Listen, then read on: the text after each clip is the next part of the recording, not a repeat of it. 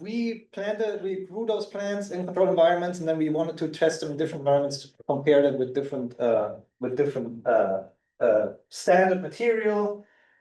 And we planted, we had, this was for 2 years. I'm only gonna show last year's data. Ibrahim is gonna discuss this tomorrow a little bit more. But we basically grew plants here in controlled environments, and then we shipped them to 5 different locations. We didn't do a trial in New York last year because we already had 2 years under our belt in New York. So last year we only shipped in 4 locations. 2 in California, Southern California, and in Central California, like in Cal Poly. And then we had a trial at the University of Florida and a trial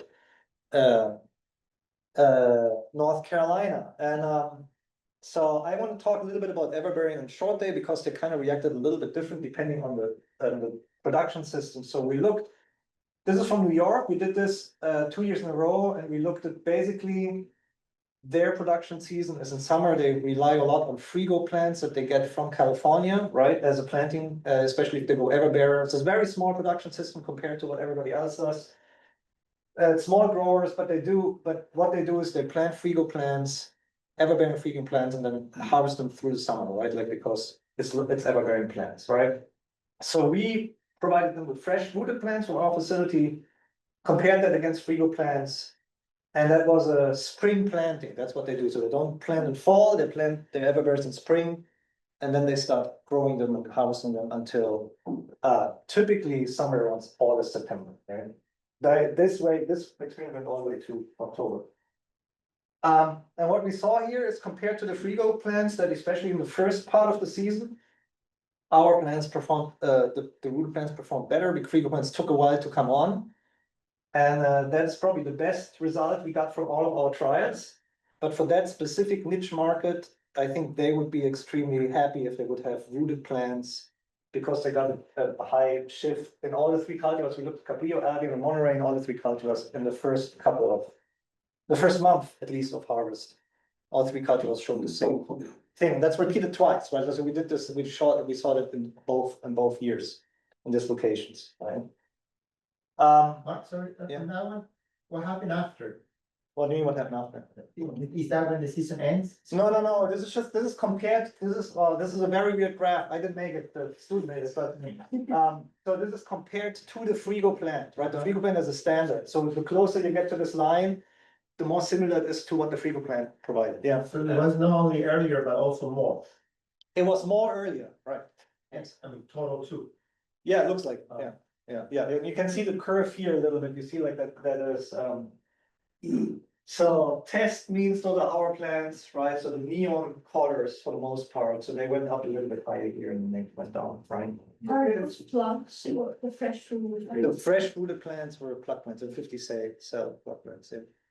Just to confirm, these were just controlled environment plants. They did not get chill treatment. No, they didn't get any treatments that we sent out. They were just rooted and actually at HFL in our misting system. That's where they were rooted. So basically comparing a pot plant to a Frigo.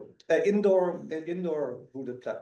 Yeah, it wasn't rooted outdoors. It was rooted indoors. Yeah. And the Frigos, I'm sorry, missing that, how long were they stored for and who were they from? They were from Lassen Canyon, and they were stored. I mean, they planted in April, so whenever they were ducks, like for 5-6 months. Do you know the flower buds Huh? status of the bee? Do you know? When you had transplants? Yeah. Did you do flower mapping? No, we did not. Yeah. Frigo is typically only one flower. Yeah. No, yeah. I mean, yeah. I didn't. I mean, I'm just reporting. I'm just a messenger here. Like, right. All right. Shoot the messenger. Looks like it. All right, so Everbearing cultivars, another one, a very different story. That was the typical California production system in San Luis Obispo. There we had a very similar system. We looked at fresh rooted plants, where we also gave those plants some chilling hours, and then we compared them to bare rooted plants. We didn't do any flower mapping as well. And that's a fall planting and summer harvest system, so very different system to what we saw before. And there we didn't see any difference between what the bare root actually performed a little bit better than our our chill plant, and then the no chill plant, I think they also threw out a lot of runners probably, right? I don't know, like in Southern California they did, right? So this scenario, so the fall planting and then the first season is most likely just growing vegetative. No, this is, no, this is, you plant in fall and then you start harvesting in. Next year. In spring, right, like, Oh, summer, so that's the typical planting system.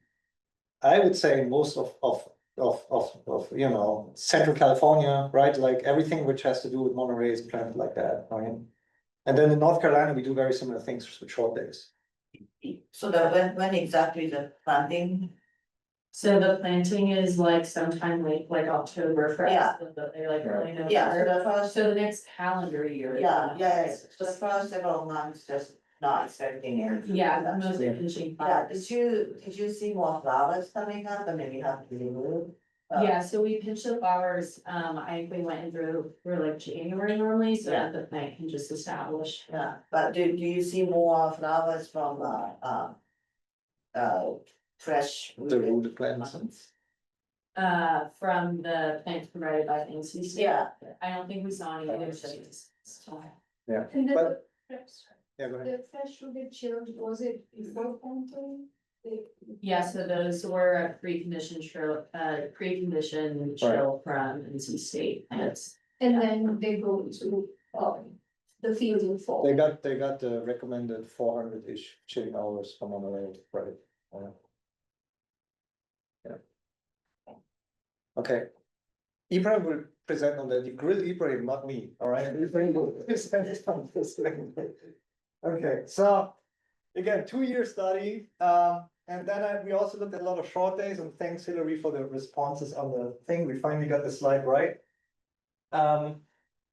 And we looked at different cultivars, short day cultivars in different locations, and the story on the short days is it's a lot more complicated. We did one study on Fronteras in Southern California.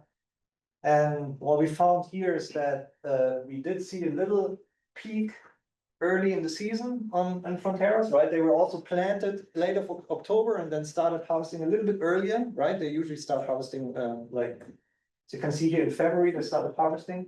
And then we saw a little peak on yield early on with our rooted plants, but then overall it wasn't, I mean, they performed a little better, but it wasn't significantly. And that we saw the same thing in 2 years, and then the ones that didn't get any chill hours, they completely underperformed, which is the same story we saw in San Luis Obispo, right? So now if we look at the low chill cultivars in Florida production, that's a different story. Again, they do the same thing, they plant in fall, right? Everyone plants in fall, but then also Florida starts picking a lot earlier. They started picking November already. And we use 2 different cultivars here. We use Florida 127 with the Florida Sensation, and then we use Florida Brilliance. And why we the story is almost opposite, right? Like, so they have, like in your Florida Brilliance, we had a lot higher performance, especially in the early months, on our rooted material versus the bare root material, right? And then on the Sensation, it was almost the opposite. We had like the bare root material performed a lot more better than the rooted material. And we don't know why that is, right? This is just what we found. And again, this was similar throughout the 2 years. I only show you this 1 year. Ibrahim is going to talk about this a little bit more, but I think there's still a lot of question marks that we have to answer on this one, right? And then the same story in short days here in North Carolina. We looked at 2 different locations. I only show you one because this is a nice graph. And again, the same thing. We plant in fall and we harvest in spring. We have a very short harvesting. We only harvest for like 6 weeks, right? And on those, we looked at 2 different cultivars. And then we saw in one location, which is a lot more south, gets a lot more growing degree days than the other location. We found that the chilled material, at least on Camarosa, outperformed the commercial variety, right? Whereas on the Chandler, we saw the exact opposite. So I think that's very cultivar dependent what we see. Yeah, go ahead. The commercial is the railroad in this graph? No, so commercial here is what we use as commercial standard, which is a plug plant. They're plus. Yeah, so the bare roots were bare root, for California, Florida, the commercial standards are bare roots, and then for North Carolina, because we use plug For this plants. graph, which ones are the railroads? Which column? There are no, Commercials. Other. There's no bare roots. they're all plus. Your slide on the left shows the. Oh, sorry. Oh, yeah, I forgot to. Yeah, so I just copied. and pasted. Yeah, No, I just want. no, it's no bare. Yeah, all right. So Ibrahim's gonna talk about this a little bit more, hopefully without arrows on the slide. But there's a lot of, I think it's very cultivar dependent, whether or not this material will outperform the cultivar and production system dependent, right? Like, so I think that's probably what it is. And, of course, the quality of the plant also plays a role, right? So, right, I just want to show you like the process. This is, Ibrahim's gonna talk about this a little bit more. This is what we usually, this is how we treated our plants before they went. I think I showed you this last time, and then this is how we ship them out. And this is Ibrahim here. So I'll talk about it. And then Jayesh did another study completely unrelated. We looked at growing degree days and row cover use because it's important for our growers in this region. And Jayesh, since you're here, right, I don't want to steal your thunder. We can talk, it's fine. Okay, well, then I'm gonna do it quick. We did several growing degree days treatments. So the way the growers work here is that we often have to cover our plants because we're getting late plants, even with the plug producers. Often plants are coming in late, which means we have to cover our plants to give them more growing degrees. At least that's the anecdotal wisdom, right? And we want to find out if that's actually necessary for some of the newer cultivars that we grow here. One of them is Ruby June. And then I don't know what to do with this table, so I'm gonna skip this. Apparently what's yellow is significant, but what I wanted to really show you is this table here, right? This one, right? So, Jayesh did, and please correct me if I'm wrong, right? But Jayesh did a study on both like Chandler and Ruby June, and we saw that different growing degree days supplemented over the season between November and I believe January or whatever it was, did not affect yield really, right? So I don't know what to make out of this. We can discuss this later.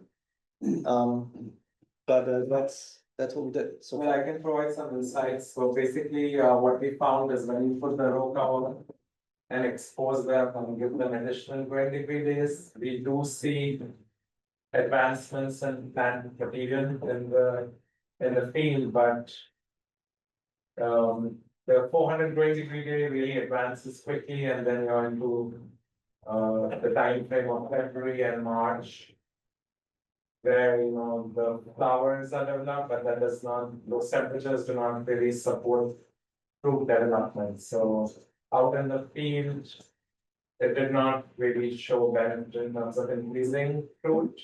But if you actually go to the slide that Mark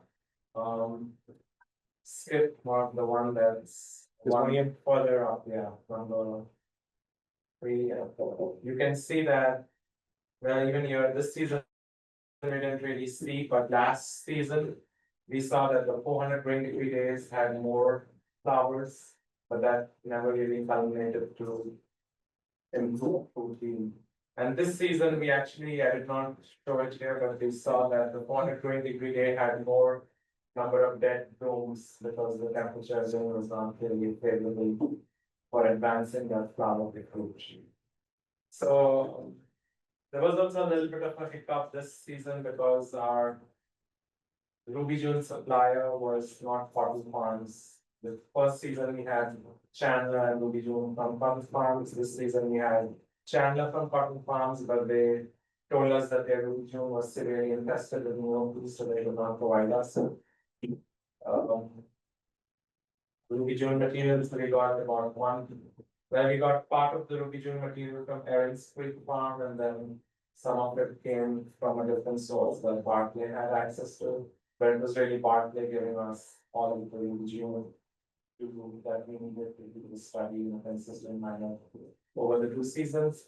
But what we are finding is that flower mapping, it does show that advancement to the increased 20-degree user profile and improving the 20-degree day, but yeah, it does not really culminate into being necessary. Just because of the weather patterns. So if the weather was conducive outside, we would have probably seen fruit development, but it was still cold in Virginia. And it was 2 things. Also, it might vary if you do the same study in the mountains where the mountains will really benefit from like growing days. So a lot of possibilities, but our study does not really convince stores to use floating covers in the fall. In the coast plains of Virginia, I would imagine the same situation for North Carolina and the coast plains. So you would not recommend growers to use more covers In the fall, in the fall, even if they're late planting? if they are late, yeah, so that would be another dimension if we would have played around with planting dates. We would probably have a different outcome.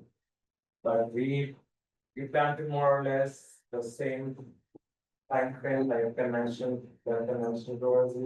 First season actually it was right on time. The second season we were a little late because we were waiting for Ruby June to arrive. So we planted about 10 days later and we didn't really see much difference. And actually a 420-degree day, the same from our for extra morning. So yeah, it was 4 on the whole side. Alright. Do you have any questions for Jayesh or for me? More questions for me? Alright. Good, well then we're moving on to our extension objective. I don't know who's presenting first, we have like a teamwork here, so Yes. whoever comes up first. The first.